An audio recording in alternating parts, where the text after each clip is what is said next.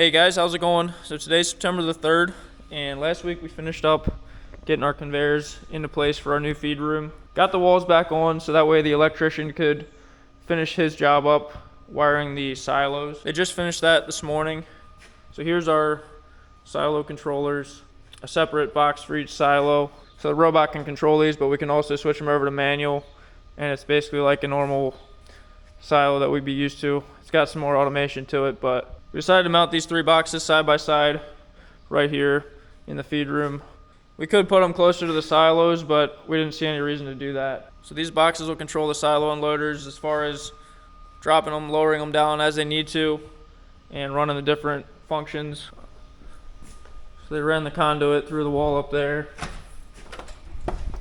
and outside, run to each of these two silos just across overhead. So there's power going up the silos.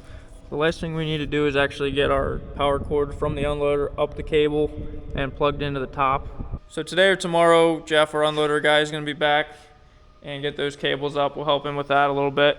So we wanted to make sure those are wired up because we need to have power to the unloader to actually fill the silo, because that unloader needs to spin at the top to distribute the feed. We are looking to chop corn pretty soon. I don't know if it's going to be this week. At this point, we're thinking towards the end of this week, possibly. We need to make sure it's dry enough to go into our big silos. We're planning to fill both of those two silos on the left. The silo on the right, we're feeding the spring forage out of currently. We figured today we're gonna finish up putting the last of the metal back on these walls. We're gonna leave those two pieces off so we can get in and out right there for feeding. We'll cut around that conveyor and then also around these auger pipes. It's not really pressing, but it'd be nice to get done with the metal so we don't have to worry about it. We have all the tools here for that. And then this week we want to get the mineral augers into the feed room as well. I'm gonna work at putting this metal back on. We got to measure around this conveyor. This conveyor worked out pretty well. We had to put some supports right there to take care of this span, but it's sitting on the wall.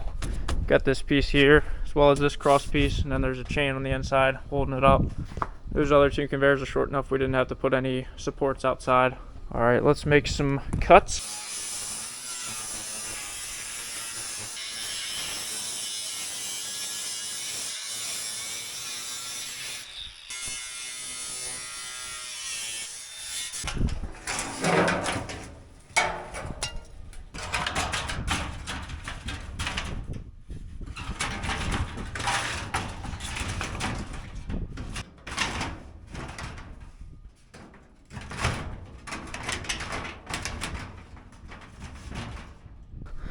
Just texted my dad, said he needs to give me a raise, so see what he says.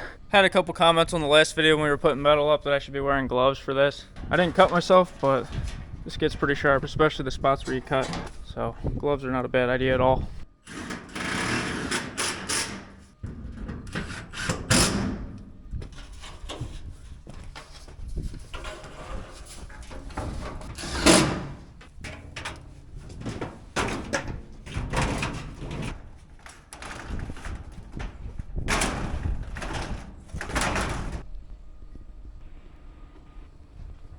Alright, so we're going to just simplify this. There's no reason to get too fancy trying to get metal between every pipe.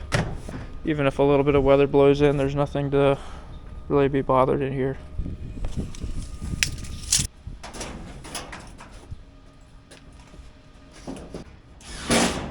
Got that finished up. Just left that full square open there. The next thing I want to work at is these two mineral augers. Got that flex pipe. Want to run from those. We can move these a little bit if we need to, and take them right through that gap there above this hay conveyor. Left enough space to fit a couple pipes. We have our temporary elevator to get the triticale out of the long conveyor coming from that silo into the mixer.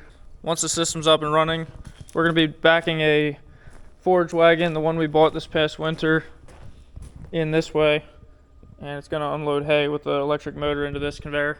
So that's how we're going to get the chopped dry hay into the ration. That box is at our neighbor's who does some welding. He's setting it up to run with the electric motor. So once we get that back, we'll be able to work more on that. So these two mineral bins are smaller. They're more precise metering than your regular bins will be outside. This will be set on actual rotations. You can adjust how many rotations. You calibrate it, and then you can be a lot more precise with small amounts of mineral. One's for heifer mineral, one's for dry cow mineral. The rest of the minerals are mixed into some pre-mixes that are going to be in the bigger bins. Those don't need to be quite as precise. So this is one job we're going to have to do, is adding mineral to these bins probably once a week or something. So the first thing is just going to be kind of put the pipes together and see how the angles work out, and then we'll pick the spot that these should sit exactly.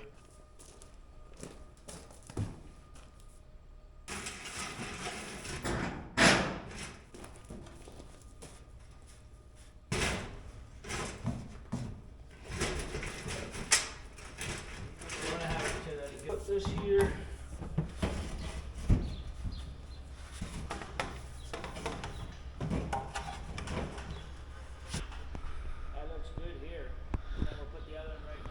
We got both augers through there. Hard to keep them parallel because the stands are at different spots. They don't look too even on the other side, but then in here they end up pretty nice above the mixer.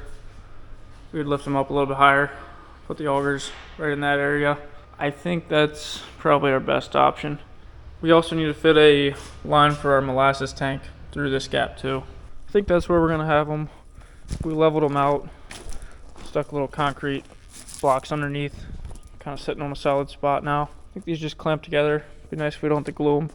We gotta pull those augers through. I'm just not exactly sure how to connect the ends of them. We'll get that figured out then. We're gonna have a molasses tank as well, sitting over there. Hey guys, so it's the next day, and we're working in the silos today. Gonna get these unloaders running. We have to get the cord pulled up on the cable and hooked in at the top. I'm working at putting together the distributor pan for this one silo. That's the piece that sits in the middle that distributes the feed around when we're filling.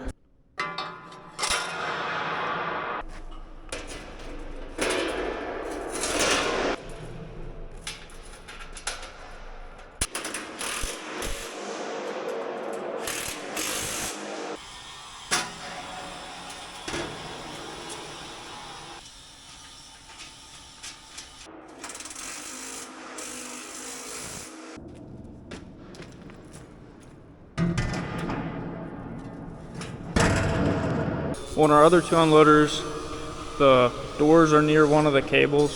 So when you drop the gooseneck off to fill on the other two silos, this pipe will rest on one of the arms. This silo, it's right in between two cables, so he's actually building some little extra frame right here so that that bar can rest on it. I can show you what the other silo looks like. See how this lays nicely on there. We're gonna work on pulling these cords up the cable now. So we have our main power cord, and then there's a camera wire along with it.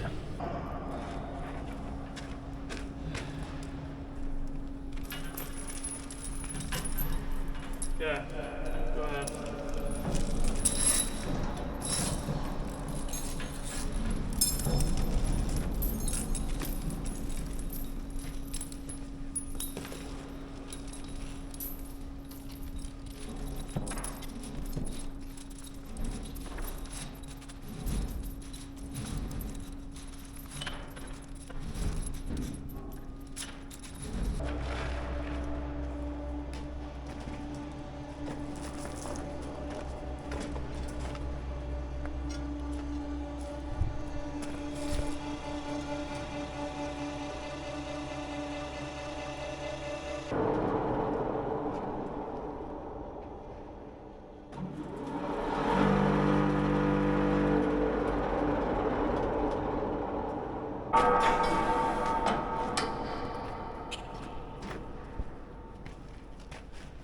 You see how the arm's going to rest on that metal there?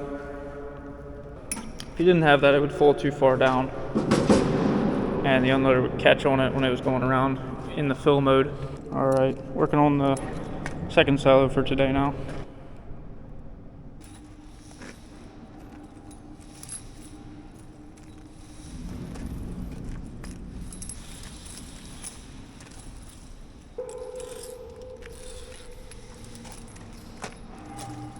Hey guys, so it's the next morning, getting started with the milking.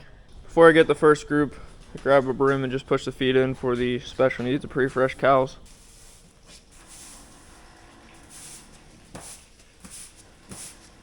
Looks like everybody's chilling, no new calves.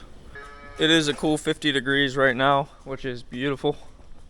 Cows are loving this. We got those unloaders running yesterday. We have to raise them to the top of the silo. We're gonna do that this morning after milking. I don't think we're gonna be chopping any corn today. We could possibly get started. Some of it needs to wait, needs to dry a little bit more, but we're gonna get the silos ready then.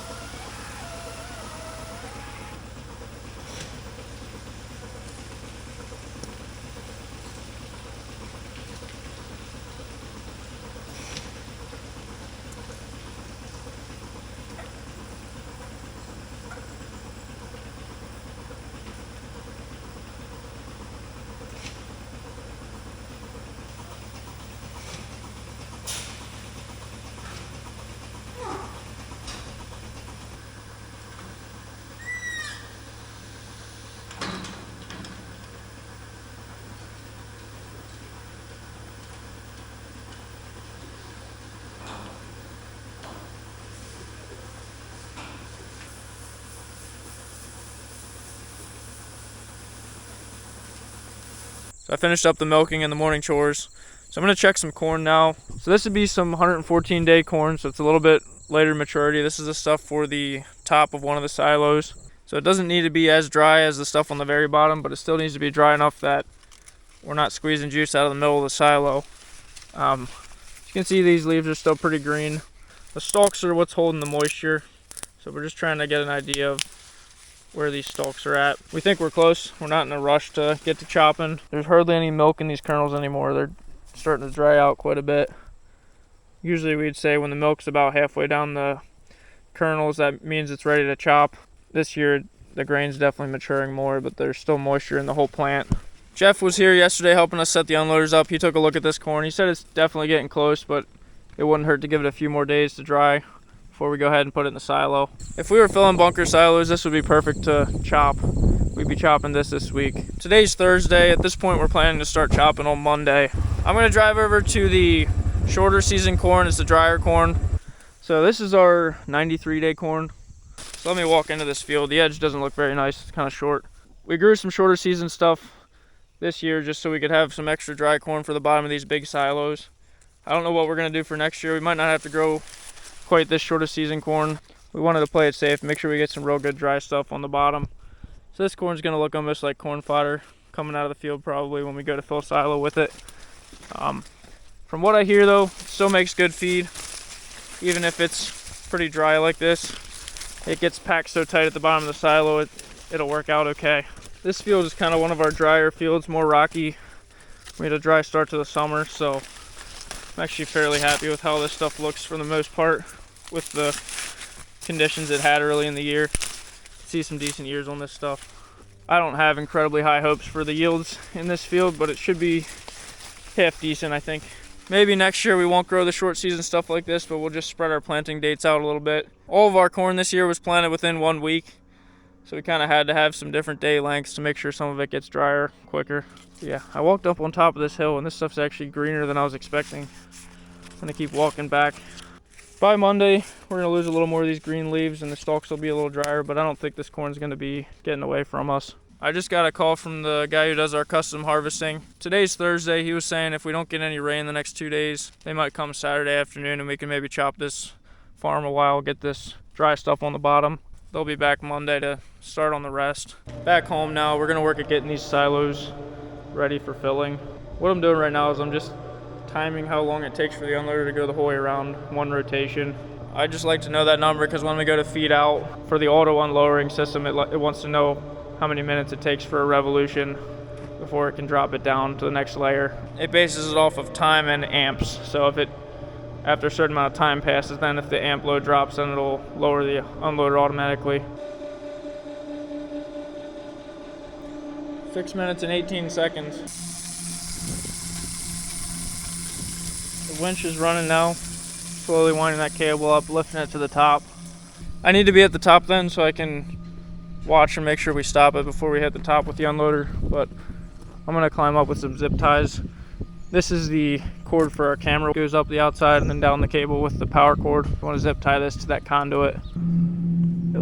It's a slow process to raise this to the top.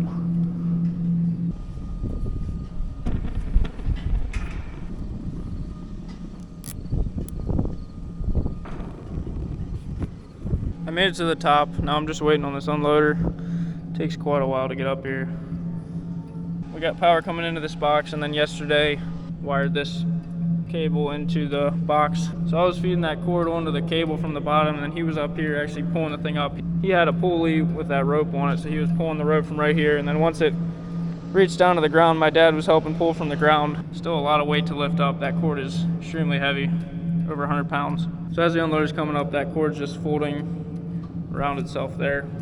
So we got our center fill silo.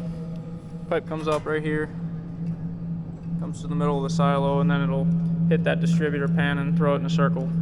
My opinion, it's the best way to fill a silo. Just fills it evenly, keeps the weight evenly distributed out against the walls.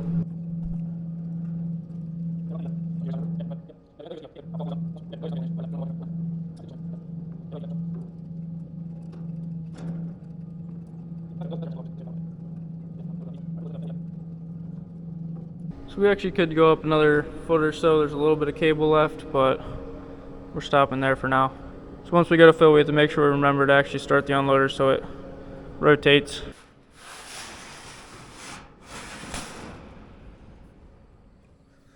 One silo is ready to fill. I just need to close these last two doors. All of the other doors up the chute are closed. So this is the last time we're going to see this floor. When we go to feed this silo out, we're never going to run the unloader down against the concrete. We're going to leave probably 4 inches, 3-4 inches above the footer. That will just never touch. That's just the way upright silos like this are. There's no reason to go through and pour a nice floor in here because there's no easy way to clean it out. You'd have to fork it out down to the floor either way. So that last little bit of feed that's left in will be a little junky till the next year, but you never want to feed that out. The next time you get down to it, you want to just stop feeding again.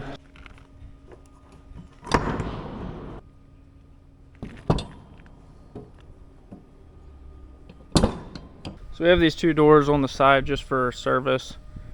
Getting in and out with unloaders and parts, it's a lot handier to have them towards the outside of the silo. I'm on the second silo now, and we got the unloader at the top. So what we're actually doing is we're stopping it at the bottom when the triple cables come to the winch. I'll show you down there. You got 3 cables in here and they turn to 1 outside. We'd rather not wind those 3 cables around the winch for now.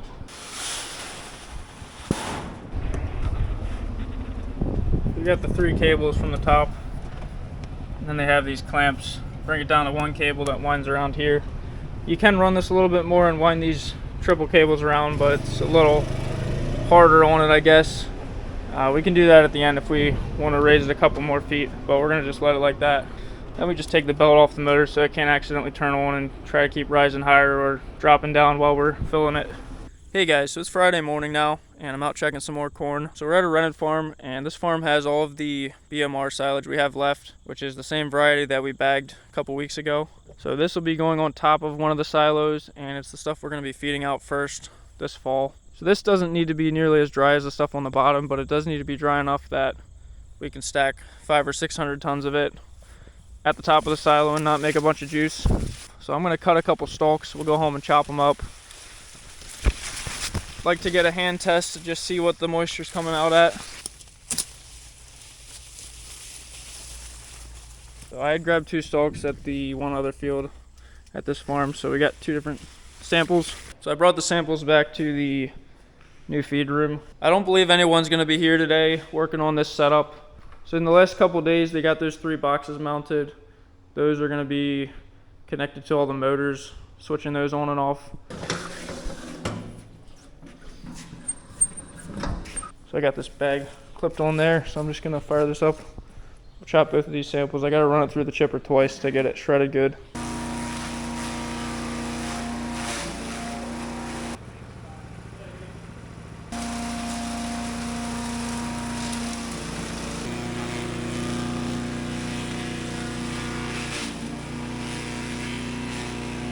So now to test this, one thing you can do is just hold it in your hand. You get an idea how much moisture is there. Yeah, I don't have a good. Try to squeeze the juice out of it if you can with your hand. I can actually just squeeze some juice right there. So we have a Coster tester used to check the moisture. Very simple concept.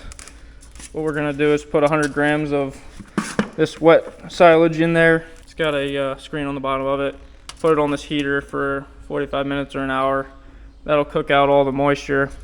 And then we'll check the weight again. We'll see what percentage of the weight it lost. The number we use is moisture percentage. We'll talk about what moisture the corn's at. Some people will talk about the dry matter.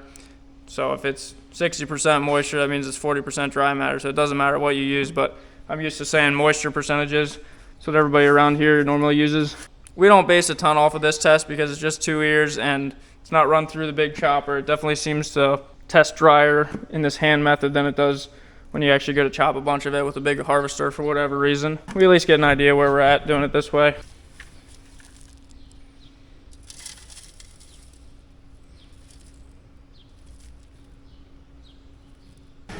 So we'll check it after a while. Now we'll just put that back on the scales. 41.5% dry matter, so that puts us at 58.5% moisture.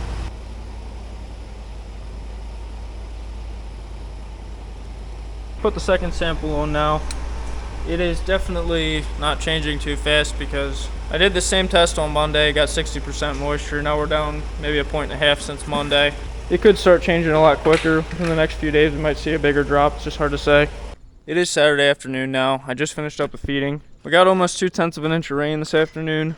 Not sure we want that extra moisture on the stalks. I don't know how many points higher the moisture level would be, but I'd like to have it dry off before we go to chop. The sky is clear now. It's getting sunny out, but it's already 5 p.m. I was waiting to hear from our custom guy if he wants to try and start chopping this afternoon or not. So we'll see what happens. I'll say thanks for watching now. We're gonna be chopping corn next week. All right, see you guys.